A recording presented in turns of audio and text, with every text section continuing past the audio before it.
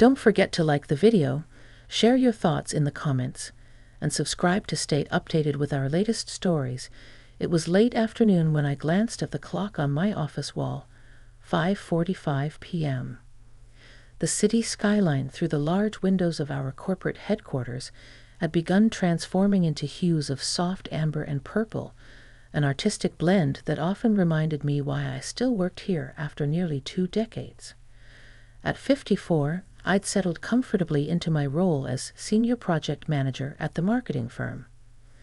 I had earned respect and built a reputation, but lately I'd begun to wonder if my best years were behind me. Recently divorced, with my daughter away at college, my days felt routine and unremarkable. That particular Friday, everyone had begun filtering out early, eager to start their weekend. I was preparing to follow suit when I heard footsteps approach my open office door. "Heading out already, Karen?" The voice was unmistakable, deep yet gentle, with an easy confidence. It belonged to Robert, my boss, a few years my senior at 59. Tall, slightly graying hair, and a presence that effortlessly commanded attention. He was admired throughout the company, not just for his leadership, but for his genuine care for the people around him. "Oh, hi, Robert," I said, turning from my desk with a warm smile. "Just wrapping up. It's Friday after all." He leaned casually against my doorway, arms folded comfortably. "I don't suppose you'd be interested in joining me tonight? There's an art gallery opening downtown. An old friend of mine is showcasing. My plans changed last minute, and I've got an extra ticket." For a split second, I hesitated.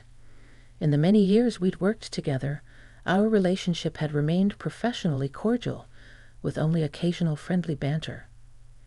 The idea of stepping out with him socially felt strangely thrilling and a bit intimidating. Robert seemed to sense my hesitation, his eyes softening. "Purely platonic, of course. Just 2 colleagues enjoying art. You always mentioned you're fond of paintings." I laughed lightly, relaxing. "You remembered that?" "Of course." He smiled warmly, stepping forward slightly. "I remember a lot about our conversations."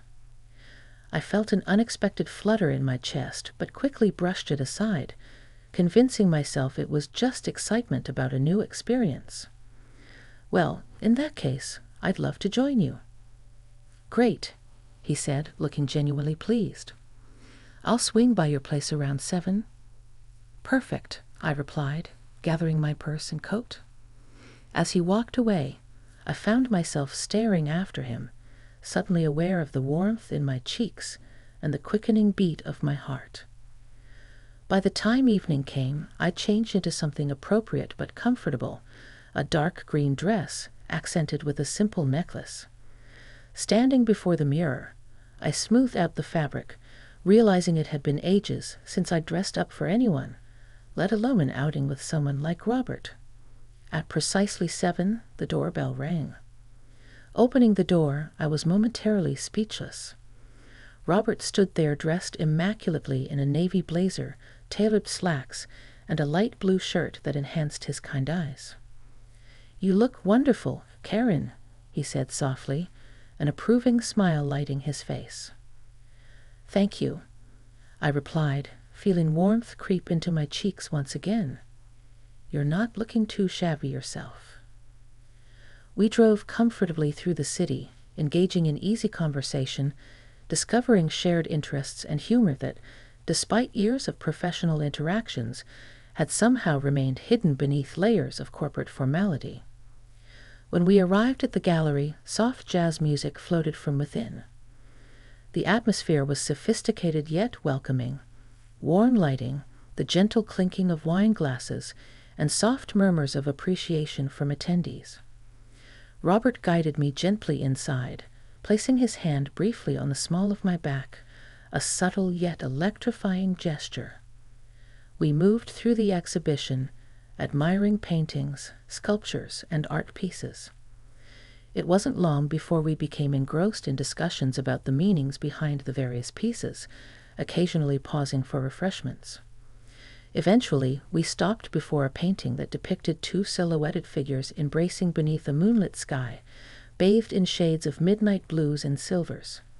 There was something poignant about it, intimate yet mysterious.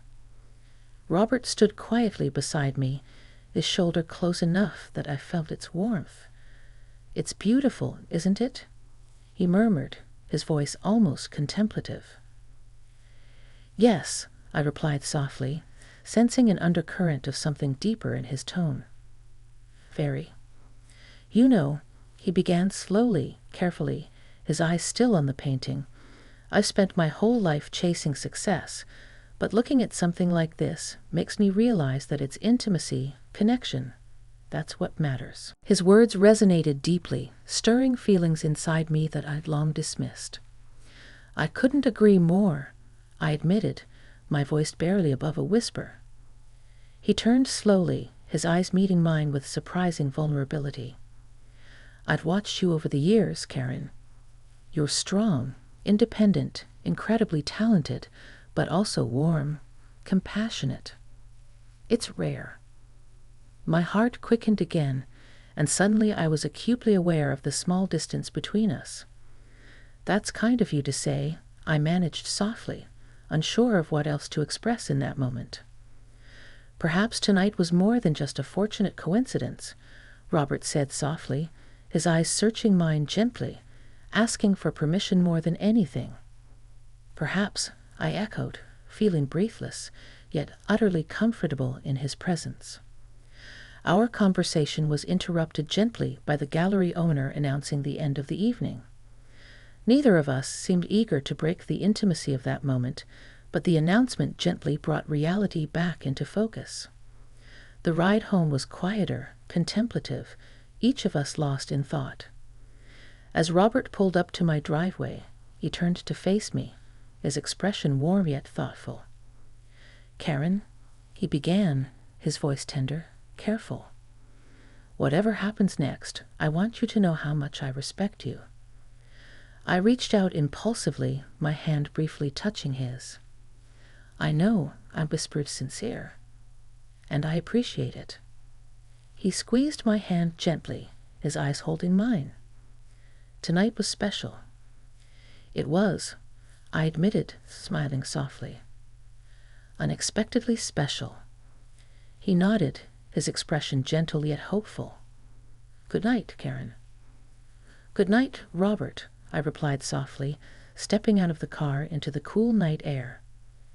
As I watched him drive away, my heart was full of anticipation, uncertainty, and a profound sense of possibility. That night, sleep came slowly, my thoughts filled with memories of soft touches, meaningful glances, and Robert's words echoing quietly in my mind. Little did I know, our evening together was just the beginning of something truly unforgettable, something I never could have imagined. Morning sunlight seeped through the curtains, nudging me awake gently.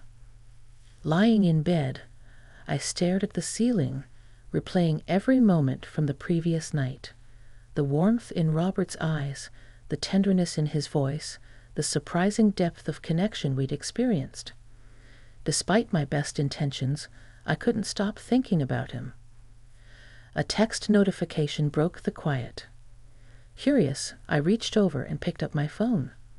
My heart jumped when I saw Robert's name. "Good morning, Karen. I hope you slept well.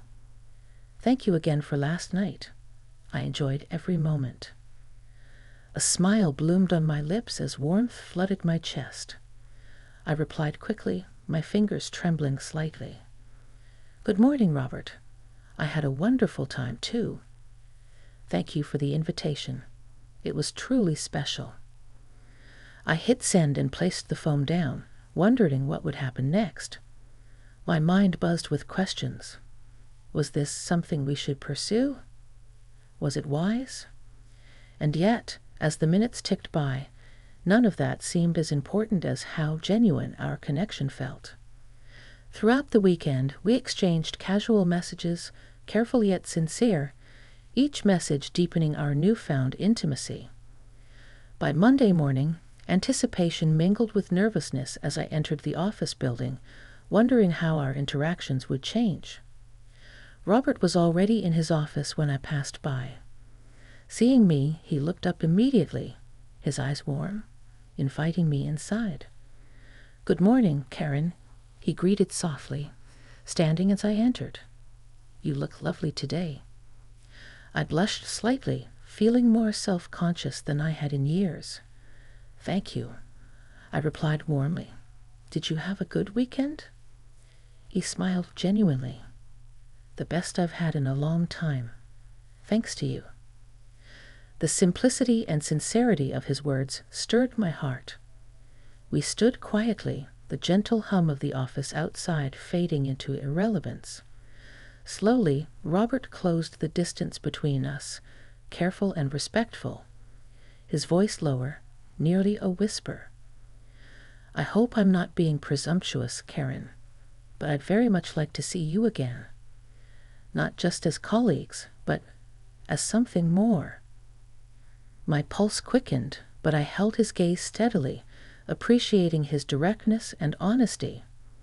After a moment, I reached out, lightly touching his hand. "I'd like that very much, Robert," I said softly, sincerity coloring every word. His face brightened noticeably, relief and warmth evident in his expression. "Dinner tonight, then?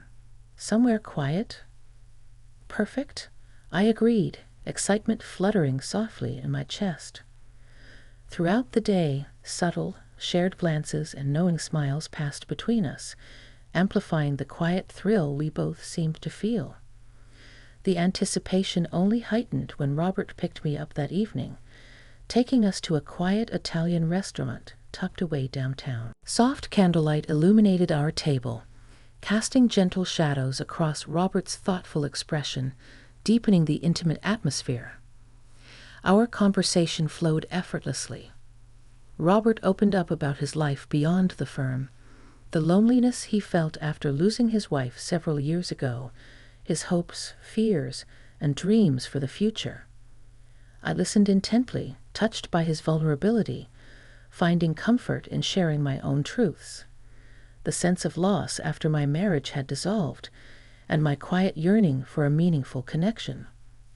"It's strange, isn't it?" Robert said thoughtfully, swirling his glass of wine. "We've spent years working side by side, yet I feel I've just discovered you this past weekend." I nodded slowly, smiling softly. Sometimes the best connections come when you least expect them. Maybe we weren't ready until now. He reached across the table, his fingers gently brushing mine. "I think you're right." Dinner ended far too quickly, yet neither of us was ready to say goodbye. Robert suggested we take a walk through the city under the gentle glow of streetlights, beneath a clear sky adorned with stars. Strolling slowly, the cool night breeze wrapped around us gently, comforting rather than chilling. Our pace gradually slowed until we found ourselves in a quiet, dimly lit park overlooking the glittering city lights. "Karen," Robert began softly, pausing in front of me, "I want you to know how deeply I value this, us. Your trust means everything." Warmth blossomed in my heart as I held his gaze. "And you've earned that trust, Robert, more than you know." Without thinking, I stepped closer, the gentle pull between us irresistible. Robert responded naturally, his arms wrapping carefully around me.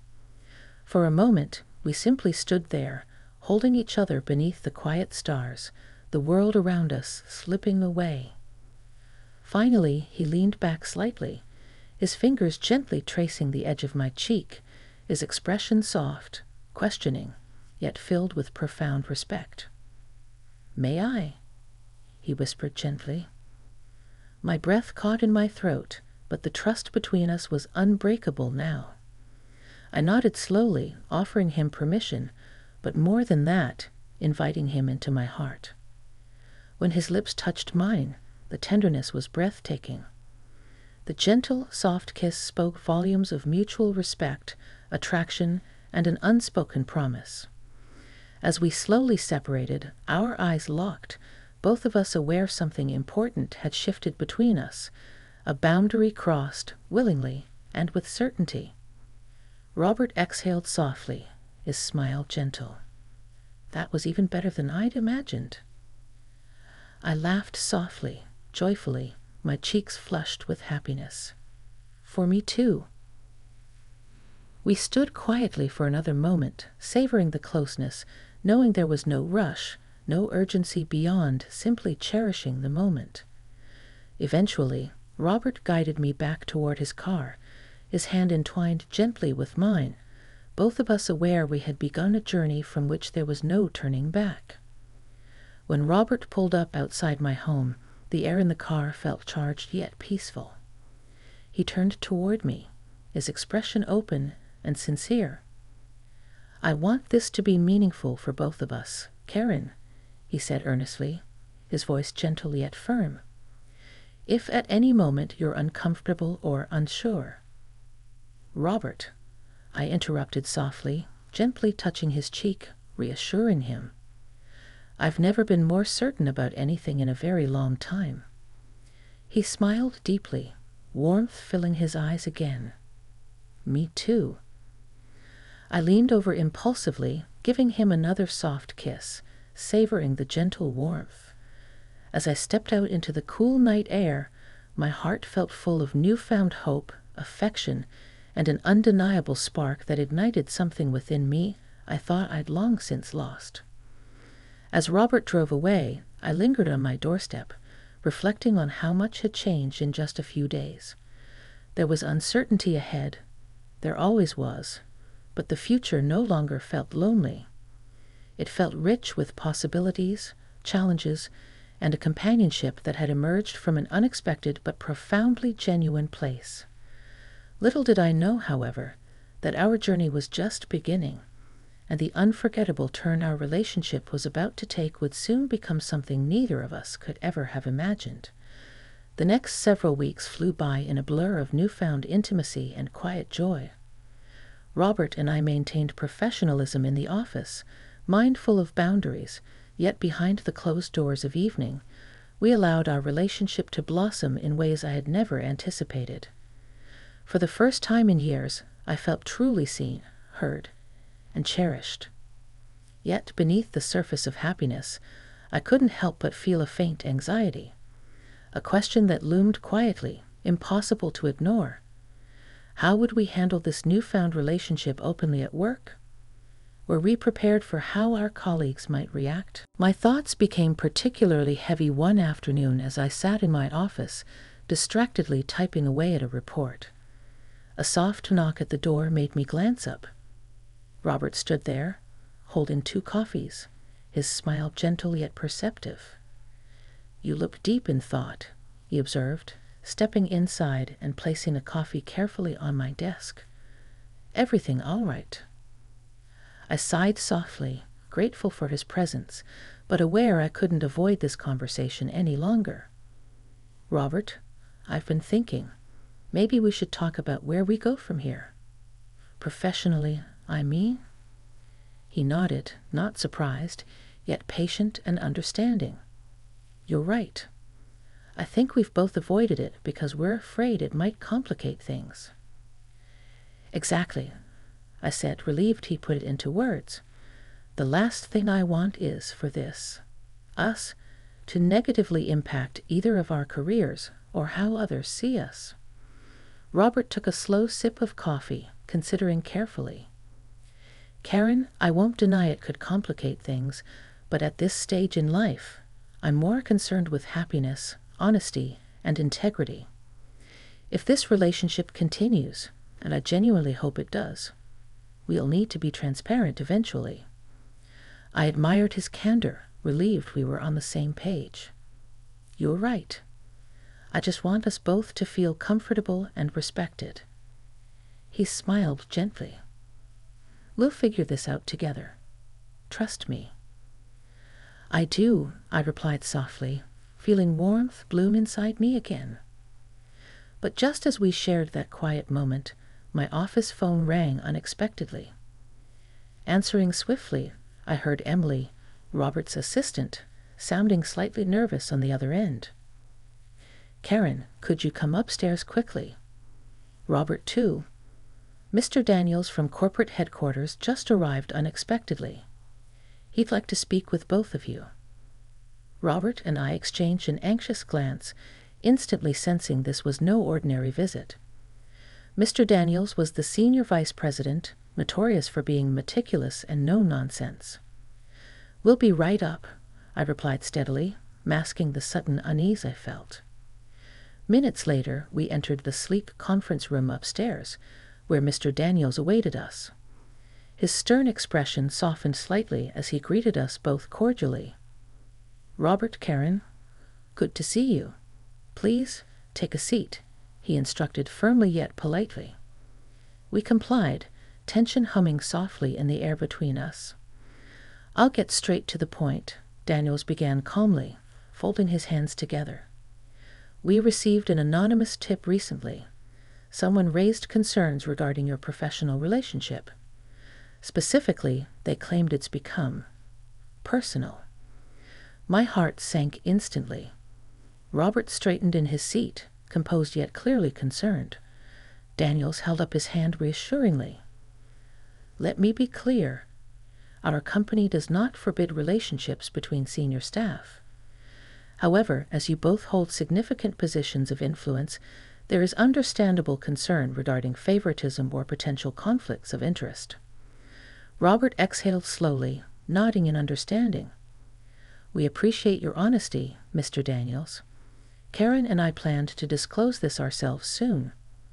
I assure you, professionalism is, and always has been, our highest priority." Mr. Daniels appeared satisfied but not entirely convinced. "I'm glad to hear that. However, given the circumstances, I must inform you both of a significant upcoming opportunity, one that complicates things somewhat." Robert and I exchanged confused glances, uncertainty evident in our eyes. Daniels cleared his throat softly. "Robert, the board recently approved your nomination as regional vice president. It's a substantial promotion that would relocate you to our San Francisco office within 3 months. Your leadership has long been admired, and you were unanimously chosen." My heart skipped painfully. I glanced quickly at Robert, noting the surprise and turmoil flashing briefly across his face before he composed himself. "That's unexpected," Robert admitted quietly, glancing toward me thoughtfully. "May I have some time to consider?" "Of course," Daniel said gently. "But understand, we need your decision quickly. If you accept, you'll begin transitioning within a month.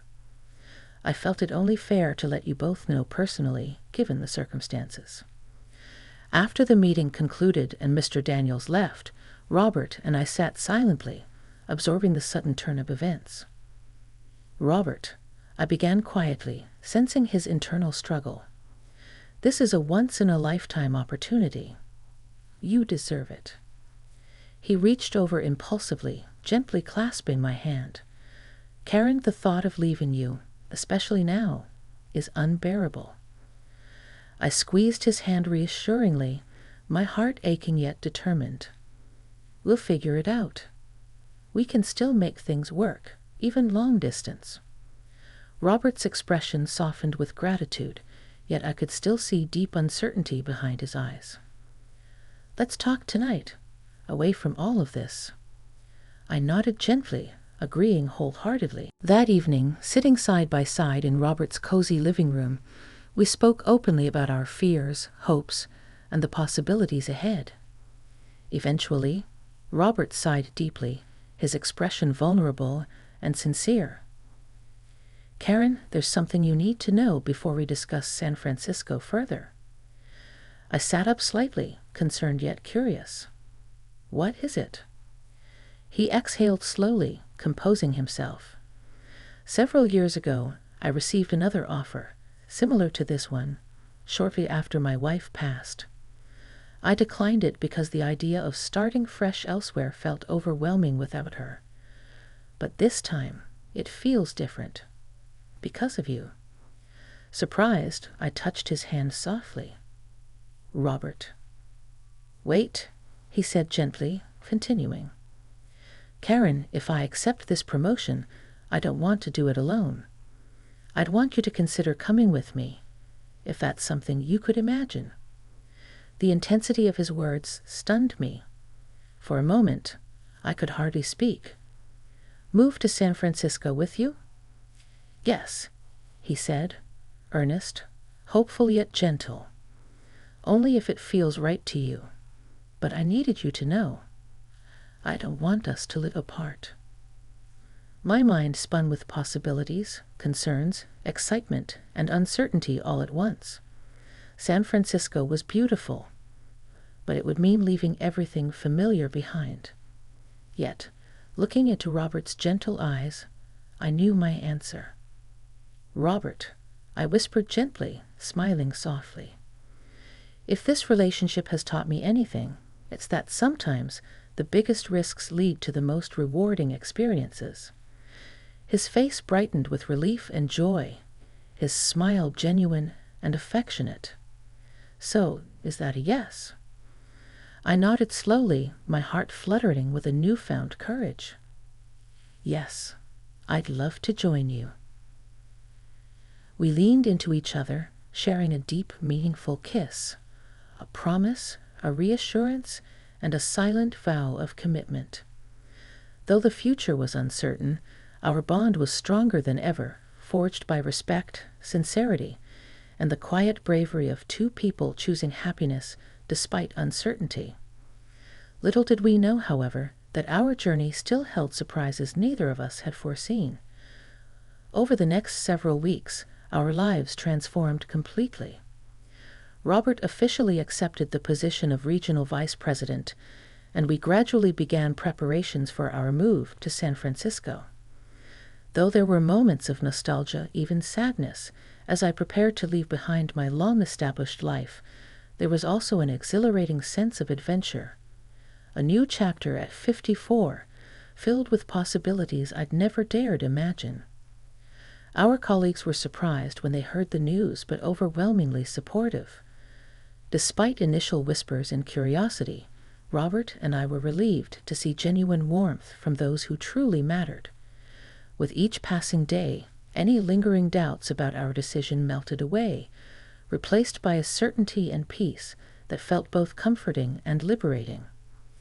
On the evening before our departure, Robert arranged a quiet dinner at his home, a private farewell filled with reflection, warmth, and the gentle anticipation of what lay ahead. Sitting across from each other, candlelight flickering softly between us, Robert lifted his wine glass, his expression both serious and tender. "Karen," he began gently, his voice rich with sincerity, "tomorrow begins a journey I never imagined I'd make again. Honestly, if anyone had told me a year ago that I'd be moving to California, let alone sharing this experience with someone as remarkable as you, I wouldn't have believed it." I smiled softly, touched by his words, warmth blossoming deeply within me. "I feel the same way. It's still surreal." He nodded thoughtfully. Yet here we are, two people who thought their best days might be behind them, now starting fresh, embracing something new. His eyes sparkled gently, his smile tender as he leaned forward. "Karen, thank you for reminding me it's never too late for happiness, for love." My heart quickened gently as I reached out, touching his hand softly across the table. "Robert, I feel exactly the same. You've opened my heart again, showed me that new chapters can still be written." He squeezed my hand gently, his smile widening. "Then let's make sure this next chapter is our best one yet." "Agreed," I whispered warmly. The next morning, as we boarded the plane bound for San Francisco, I felt a rush of emotions, nervousness mixed with excitement, hope tempered with gratitude. Throughout the flight, Robert's calming presence steadied my nerves. As the plane descended toward our new city, sunlight glinting across the bay, I felt my heart fill with quiet joy and anticipation. Over the following weeks, we settled into our new home, a charming townhouse overlooking San Francisco's iconic hills. Robert quickly immersed himself in his new role, thriving professionally, while I explored the city, savoring the richness of this vibrant new life. Though we faced inevitable challenges adjusting to our new surroundings, our bond only deepened as we navigated them together. Months passed swiftly, and with each passing day, our lives became richer, fuller, deeply intertwined. Yet there was still one moment, one unforgettable night, that defined just how profoundly our lives had changed. It happened on a cool spring evening, nearly a year after our move. Robert had asked me to meet him at our favorite spot overlooking the Golden Gate Bridge, a beautiful, secluded vista point. I arrived just before sunset, finding Robert standing near the edge, gazing thoughtfully toward the horizon. He turned, smiling warmly as I approached, reaching out and gently drawing me close. We stood quietly, watching as the sky transformed into breathtaking shades of pink, gold, and violet. "Karen," Robert began softly, his voice warm, vulnerable. "There's something I've wanted to ask you for quite some time." My pulse quickened slightly as I turned toward him, sensing the significance in his tone. "What is it?" He inhaled slowly, gathering courage, his eyes steady yet tender. "When we started this journey, I knew I loved you deeply. But I never imagined just how much my feelings would grow, how much I'd come to realize you're not just the woman I love, but the person I want beside me for the rest of my life." I felt tears well gently in my eyes, my heart swelling with emotion. "Robert." He took my hands gently, holding them securely. "Karen, would you do me the extraordinary honor of marrying me? Let's share this adventure forever." My breath caught in my throat, joy and surprise rushing through me. My heart raced, but the answer was immediate, certain, and true. "Yes," I whispered softly, tears of joy spilling down my cheeks. "Yes, Robert, I'd love to marry you." His face lit up with profound happiness as he drew me into his arms, holding me tightly. We kissed tenderly beneath the twilight sky, sealing our commitment, celebrating this remarkable love that neither of us had ever anticipated. A few months later, we married quietly in a small ceremony on a beach overlooking the Pacific. Surrounded by close friends and family, we exchanged heartfelt vows, each word a testament to the unexpected and beautiful journey we'd shared.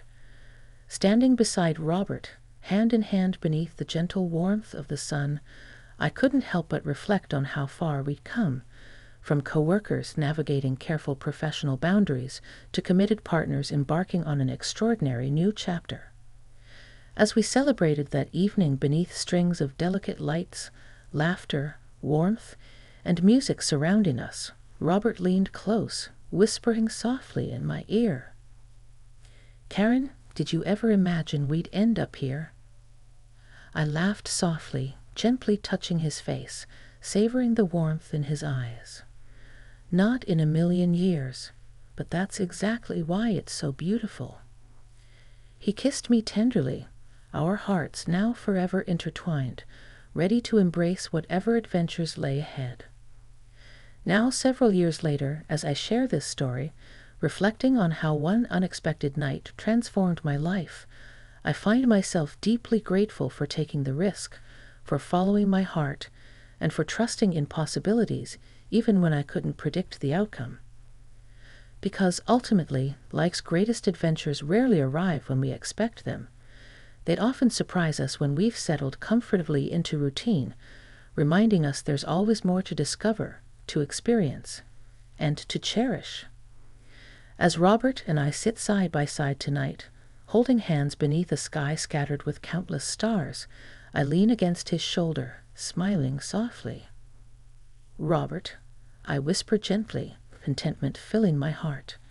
"Thank you." He smiles warmly, kissing my forehead softly. For what, my love? For taking a chance, I reply quietly, gazing up at the stars thoughtfully. For reminding me it's never too late to live an extraordinary life. He squeezes my hand lovingly, whispering softly, always together.